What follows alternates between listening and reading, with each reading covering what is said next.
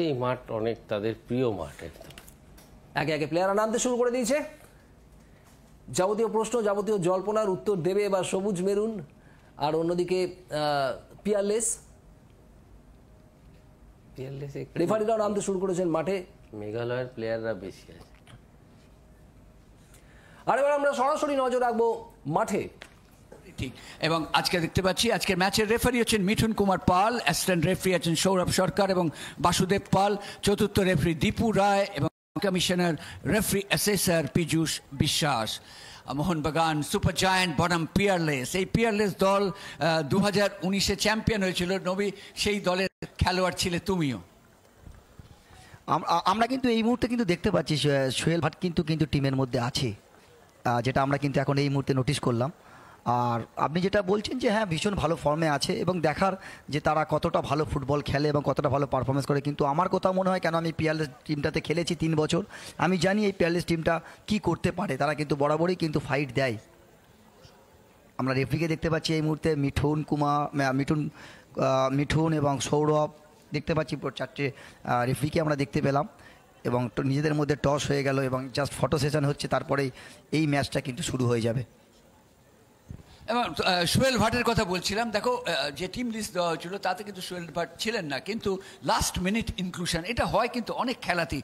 শেষ মুহূর্তে কোচ হয়তো ভাবেন এই খেলোয়াড়টি ছাড়া আমরা চলতে পারবো না, তার নামটা শেষ মুহূর্তে কিন্তু ইনক্লুডেড হয়েছে।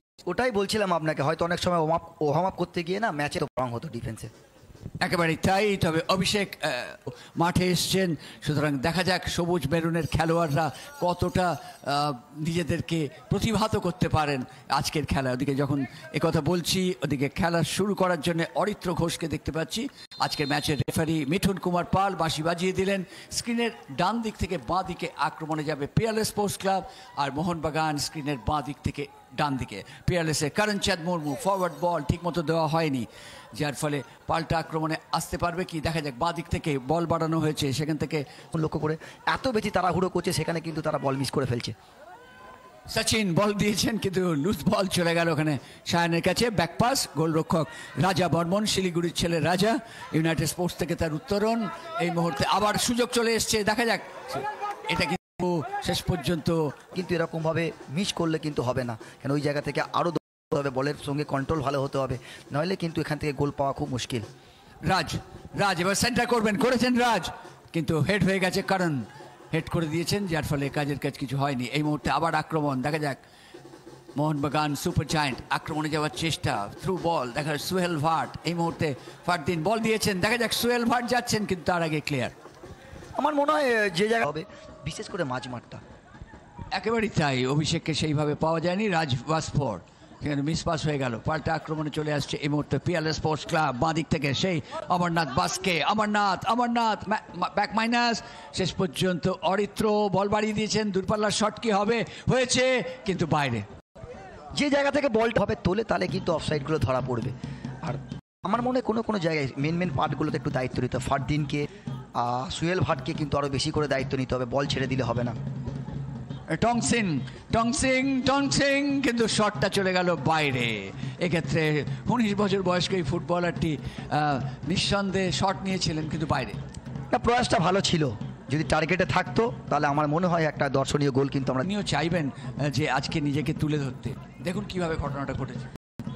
দেখলাম এখান থেকে অভিষেক যেভাবে তুলে ধরতে, দেখুন কিভাবে ঘটনাটা ঘটে। দুটো প্লেয়ার কিন্তু ফাউল করেছে, কিন্তু প্লেয়ারদের কিন্তু বডি ল্যাঙ্গুয়েজ ঠিক নেই। চমৎকার বল দিয়েছেন সচিন। এই মুহূর্তে অরিত্র ঘোষ, এবার বাসকে, দেখা যাক শট বাইরে। এই জায়গা থেকে গোল রেখেছে। আবার আক্রমণে যাচ্ছে মোহনবাগান সুপার জায়ান্ট, গোল হতে পারে এবার, কিন্তু গোল। মোহনবাগান সুপার জায়ান্ট টংসিন শট নিয়েছিলেন এবং সঙ্গে সঙ্গে গোল পেয়ে গেলেন, যার ফলে ঈপ্সিত লক্ষ্যে পৌঁছে গেল মোহনবাগান সুপার জায়ান্ট। এবং দর্শকদের দেখতে পাচ্ছেন, তারা মহা খুশি। গোলই কিন্তু সব নবী, সুতরাং সেই গোলের দেখা না মিললে কিন্তু মনক্ষুণ্ণ হতে হয়। এক্ষেত্রে মোহনবাগান গোল পেয়ে গেল এবং তরুণ টংসিন তিনি গোল করলেন। খুব ভালো গোলটা করেছে। আপনি দেখুন বক্সের বাইরে থেকে, ডি বক্সের বাইরে থেকে যেভাবে বলটা টমসিং রেখেছে, এবং সত্যব্রত মান্না কিন্তু কোনো বলটাকে ঠিকভাবে যাচ্ছে পারেনি, এত ভালো জায়গায় বলটা রেখেছে। বলটা যখন গোলে গেছে তারপর কিন্তু ওর বডি পড়েছে। আমি এই মুহূর্তে বিপজ্জনক পরিস্থিতি তৈরি হতে পারে, কিন্তু না, শেষ পর্যন্ত হয়নি। ক্লিয়ার করে দিয়েছেন সায়ন দাস। প্রচণ্ড জোরে বৃষ্টি হচ্ছে বৈদার।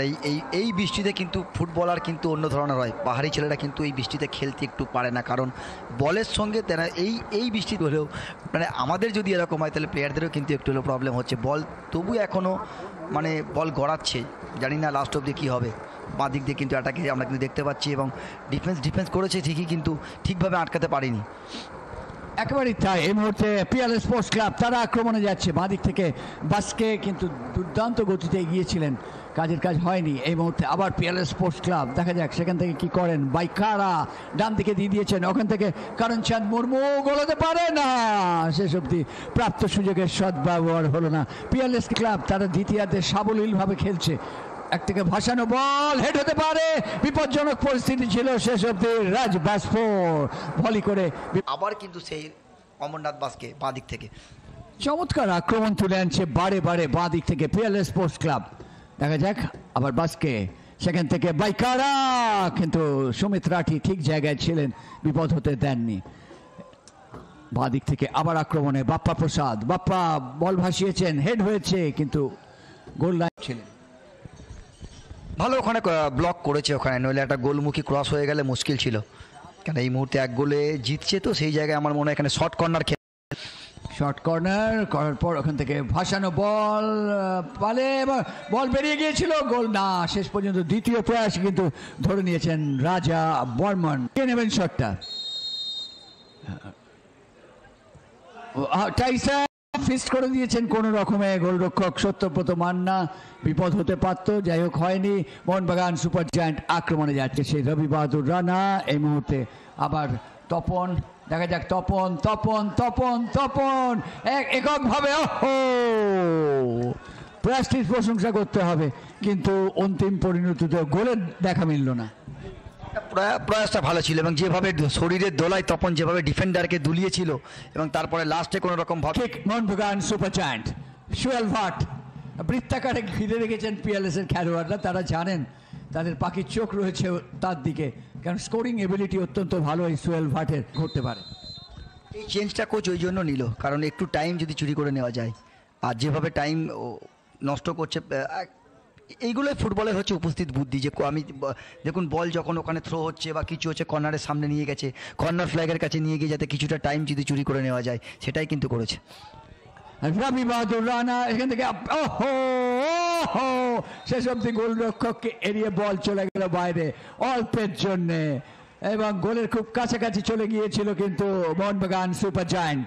বলটা খুব ভালো জায়গায় রেখেছে, আমরা একটু দেখে নেবো ওখান থেকে বলটা কে রেখেছিল, একটু দূর থেকে এতটা বোঝা যাচ্ছে, কিন্তু প্রয়াসটা ভালো এই মুহূর্তে। আর লাঙ্কি, এবং যখন কথা বলছি মিঠুন কুমার পাল জানিয়ে দিলেন আজকের খেলা শেষ, অর্থাৎ আজকে মোহনবাগান সুপার জায়ান্ট 1-0 গোলে জিতে গেল এবং মূল্যবান 3 পয়েন্ট পেল।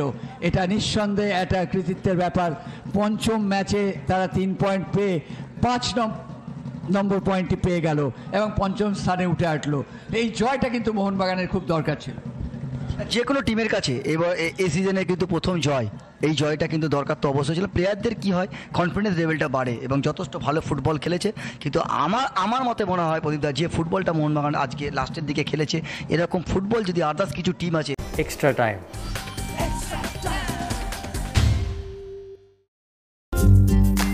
লেটেস্ট নিউজ আর এক্সক্লুসিভ ভিডিওর সঙ্গে আপডেট থাকতে এখনই সাবস্ক্রাইব করুন আমাদের ইউটিউব চ্যানেল। বেল আইকনে ক্লিক করতে ভুলবেন না যেন।